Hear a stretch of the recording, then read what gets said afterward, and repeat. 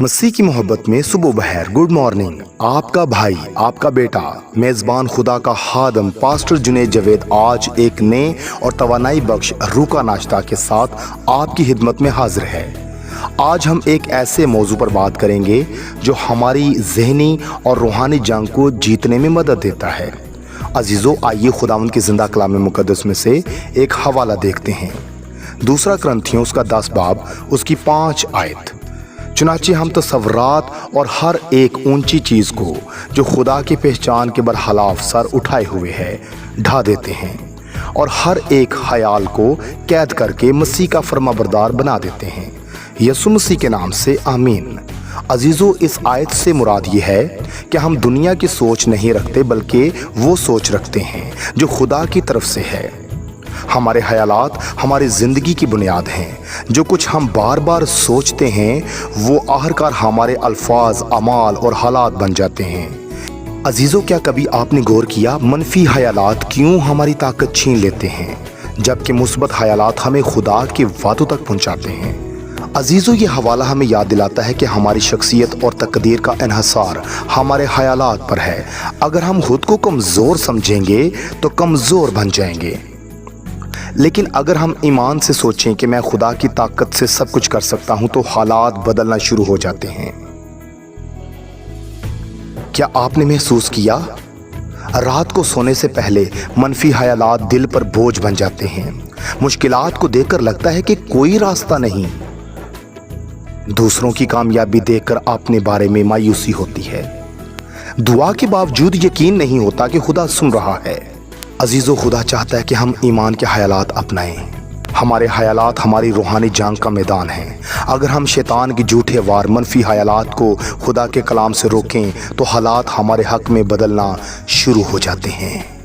عزیزو، میں آپ کے ساتھ ایک بہن کا واقعہ شیئر کرنا چاہتا ہوں۔ عزیزو، ایک نوجوان بہن تھی جو ہمیشہ خود کو نااہل سمجھتی تھی۔ اس کے دل میں ایک آواز بار بار آتی تھی، تم کچھ نہیں کر سکتی، تم ناکام ہو۔ ایک دن اس کی بڑی بہن نے اسے فلپیوں 4 باب اس کی 13 آیت لکھ کر دی، جو مجھے طاقت بخشتا ہے اس میں میں سب کچھ کر سکتا ہوں۔ اس نوجوان بہن نے فیصلہ کیا کہ وہ روزانہ یہ آیت پڑھے گی، چاہے دل مانے یا نہ مانے۔ کچھ ہفتوں بعد جب اسے نوکری کے انٹرویو کے لیے بلایا گیا تو اس کے دل میں وہی پرانی آواز بولی، یہ نوکری تمہیں نہیں ملے گی، تم کچھ نہیں کر سکتی، تم ناکام ہو، تم نااہل ہو۔ لیکن اس نے جواب دیا، نہیں، خدا کا کلام کہتا ہے کہ میں اس کی طاقت سے سب کچھ کر سکتا ہوں، لہٰذا اب مجھے خدا سے طاقت مل گئی ہے، اب میں سب کچھ کر سکتی ہوں۔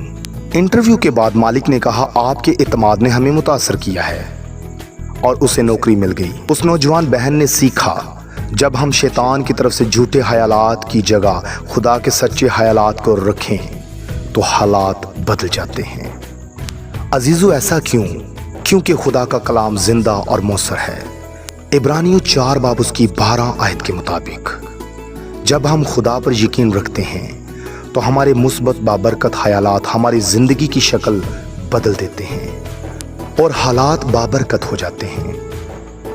عزیزو، میرے پاس آپ کے لیے کچھ عملی تجاویز ہیں۔ نمبر 1، ایمان کی فہرست بنائیں۔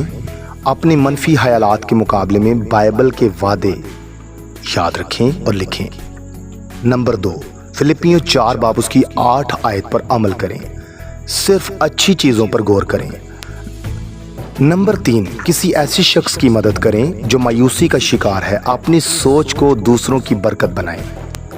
نمبر 4، زبور 1 اور رومیو 12 باب اس کی 2 آیت کو غور سے پڑھیں، سوچ کی تبدیلی پر غور کریں۔ عزیزو، آئیے دعا کرتے ہیں۔ آئے ہمارے باپ، یسوع مسیح کے نام سے شکر گزار ہوں زندگی کی ہر نعمت برکت کے لیے۔ آئے ہمارے باپ، یسوع مسیح کے نام سے منت کرتا ہوں کہ میری مدد کر کہ میں اپنے خیالات کو تیری سچائی سے بھر دوں۔ جب مجھے منفی خیالات آئیں، مجھے تیرے وعدوں کی یاد آئے۔ میرے دل اور دماغ کو ایسے خیالات سے بھر دے جو تیری مرضی کے مطابق ہوں، تاکہ میری زندگی تیرے جلال کو ظاہر کرے۔ یسوع کے نام سے آمین۔ عزیزو، یہ پیغام ان روحوں تک پہنچائیں جو خیالات کی جنگ لڑ رہی ہیں۔ عزیزو، روح کا ناشتہ جنید جاوید پروڈکشنز کی جانب سے آپ تک پہنچایا جاتا ہے۔ اگر روح کا ناشتہ آپ کو بابرکت لگتا ہے تو ہمارے یوٹیوب چینل کو سبسکرائب کریں اور گھنٹی کا بٹن دبا کر نوٹیفیکیشنز آن کر دیں تاکہ مستقبل میں آپ کو ہماری ویڈیوز پہنچ سکیں۔